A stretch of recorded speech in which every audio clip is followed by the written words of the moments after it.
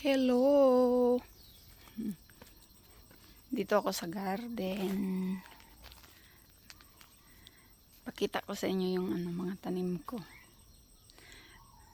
Ito yung ginagawa ko pag dito kami sa Hawaii. Garden. Kaya tingnan nyo. Madami akong pichay. Diyos me, may pa. Dumi ng ibon. Tomato yan. So yung ginawa ko habang maliit pa yung mga pichay.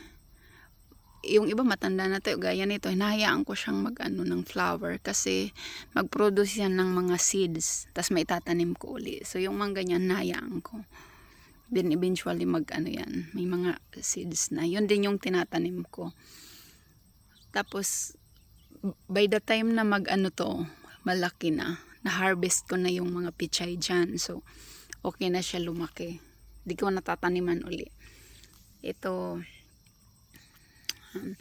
nilalagyan ko ng weed mat yung hindi ko tataniman para hindi tutubo yung mga damo. And, yan. Pag hindi mo hinaharvest agad yung onion, yan, tumatanda siya, ganyan.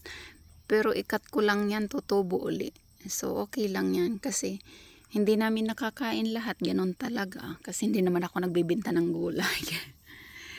Look at that. So, lahat yan, pichay. Yan, mga tanim ko, pichay. Tas, bell pepper yan. Minsan yung mga pinagputulan ko ng pichay, hindi ko lang inaalis kasi malalata din yan dyan.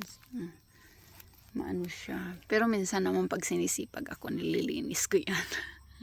Depende sa mood. Ayan, tingnan nyo. May matanda din ng pichay. Hindi ito magkapare-pareho yung edad ng pichay ko kasi minsan, pag may inalis ako, tinataniman ko uli. Gaya nito. Tapos magkaiba yung ito siya white yung stem. Ito green. Medyo matigas to siya. Lalo na pag yung iba nakita ng uod. Ito ganyan. Pag ganyan, pwede na to siya bunuotin lang kasi hindi siya makakain. Bunuotin ko na lang yan. Lagay sa basura. May mga pa ako dyan, tomato. Char doon. Mga kamatis. Ready na akong sa kamatis. May mga bakod na. Tingnan nyo yung orange ko. Na. Tatanggalin ko yan dyan kasi tapon. Aloe vera. Umuulan na. Inuulan na ako. So yan lang. Dami kong pinagkakaabalahan sa buhay. Dito sa gilid mga halaman. Yan. Nililinis ko yung carpet ko. Mga basahan na walang araw. Orchids yan. Wala pa. Pero buhay siya. Buhay yan. Kaya yan siya ng flower. Mga anthurium ko. Yung ginagawa ko sa ilalim ng anthurium, may tanim din yan. Para hindi sayang. Yan. Siya? Succulent. Ito magkaibang variety. So yan. Diyan ko nilagay para lumaki. Maganda siya. Ito mga orchids buhay ito eh.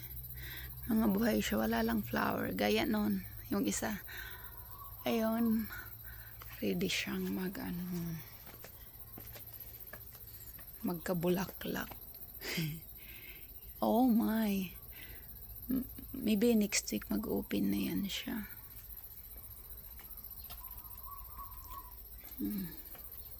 Panlinis ko ng mga basahan, carpet. Hindi pa ako tapos kaya hindi ko naligpit. Yan, mga alaga. Ito to poinsettia. trinay kong itanim dyan. Dalawa yan sila. Ito, may succulent ako dito. Saan ko nilalapag yung succulent. Yan. There's more. Buhay. Madali siyang mabuhay kasi hindi kailangan ng tubig. Masyado.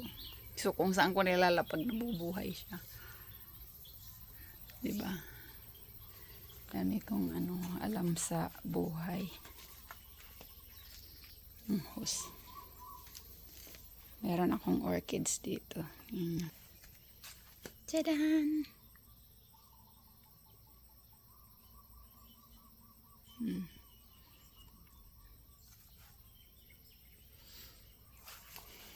Diba? Yung mga ginagamit ko panlinis. Unot ka lang yung orchids sa likod. Nabuhay. Yan. Madami akong orchids andun. Inano ko dun sa gilid. So, yan yung pinagkakaabalahan ko dito. Tanim-tanim. Andito kami sa Hawaii, mga lang. 6 months and a half. So, after nyan, pag-alis namin, kawawa yung mga tanim ko, di ba? Charot. Hindi may magbabantay dyan. And, yan, mga tanim din, mga gulay. Yan yung ko, medyo ngayon, makulim-mulim sa dito. Kaya hindi ako makapaglinis ng mga basahan ko. May mga lilinisin pa ako. Parang lagi akong nag-general cleaning dito. Daming linisin. So, ayun lang guys.